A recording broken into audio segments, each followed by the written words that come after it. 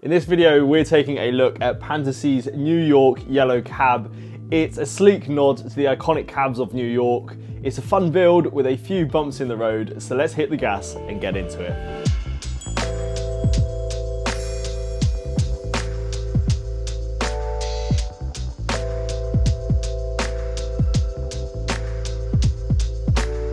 As always, before we start this video, a huge shout out to Pantasy for sending me the set for review.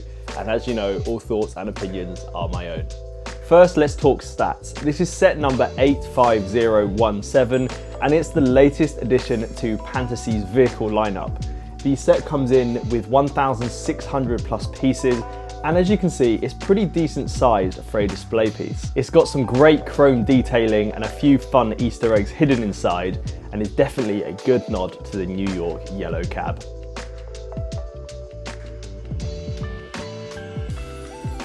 So how did I find the build? Well, it was very straightforward and enjoyable. The instructions are crystal clear and the numbered bags means that it's a very well paced throughout. However, the set is probably targeted at 10 years plus as opposed to the 6 plus advertised on the outside of the box. I think it's a little bit optimistic there. So the build took me just over a few hours to complete, which lines up nicely with the estimated time frame for this set. And now I have to mention stickers. There are a few, and the ones that you do have to apply did unfortunately give me a little bit of a headache, especially the fact that they all overlap multiple bricks. It's just a bit frustrating and I don't like it when this happens. Now, the bricks themselves, some of them did feel pretty loose. Pantasy used Go bricks, which are often reliable, and I've never had an issue with them in the past, so I can only assume it's down to the build itself and the structural integrity maybe not quite up to par. So overall, it was a pretty good building experience, but there were a few hiccups along the way. Alright, so now I want us to dive into the details of this cab, starting at the front. First, let's check out that chrome grille. It's made from these slanted grille pieces, which adds some real pizzazz to the design. The car shield also uses these chrome elements, and I love how cohesive this makes the whole front end look. Now, pop the hood, or at least try to. The hinge is pretty loose, unfortunately, so it doesn't stay open on its own. However, once you've managed to prop it up, you'll be able to see that inside there is a nicely detailed engine with, you guessed it, more chrome. It seems to be a common theme throughout this build. Now I want to move to the sides of the vehicle. We've got opening doors on hinges, although they are a bit squeaky. There's this checkered pattern along the sides. It's printed, not a sticker. It's a massive win there. However, the two stickers on the doors advertising the cab's rates and taxi logo is not as fun. As I mentioned previously, they overlap bricks, so if you ever want to dismantle this set, you're probably going to have to say goodbye to those stickers, which is pretty unfortunate because they are quite nice. On the roof, we've got more checkered details, a taxi number, and an off-duty sign. Bonus points for the crystal clear window pieces, which Pantasy smartly seals in their own protective bags when in the box. I think this is great because it means they're not going to get scratched. Lastly, the roof is fully detachable, making it easy to access the interior.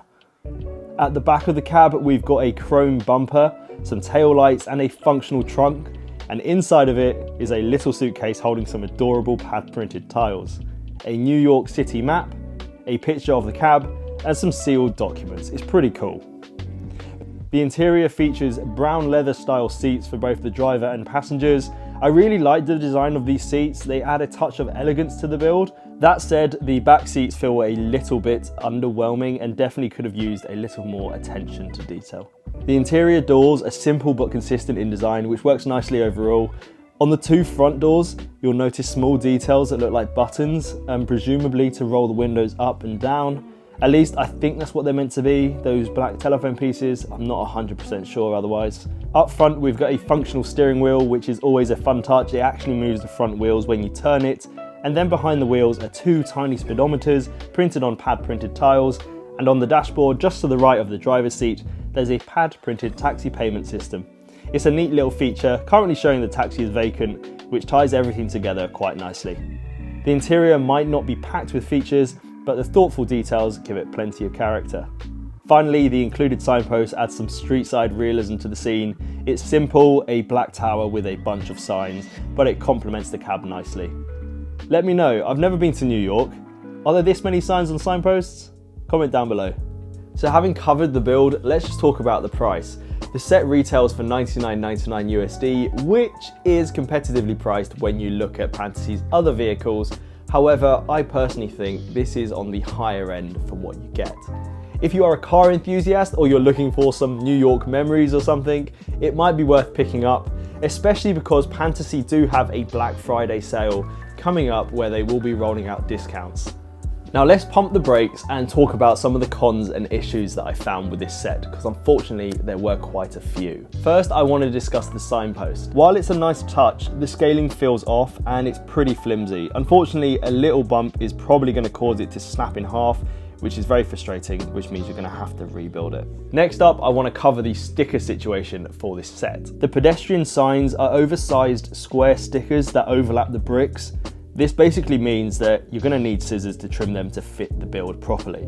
And as for the cab itself, it's not the most stable build. Loose connections make it fragile in several areas. The hood won't stay open, the doors don't fully shut, and the lifting roof often takes other pieces with it.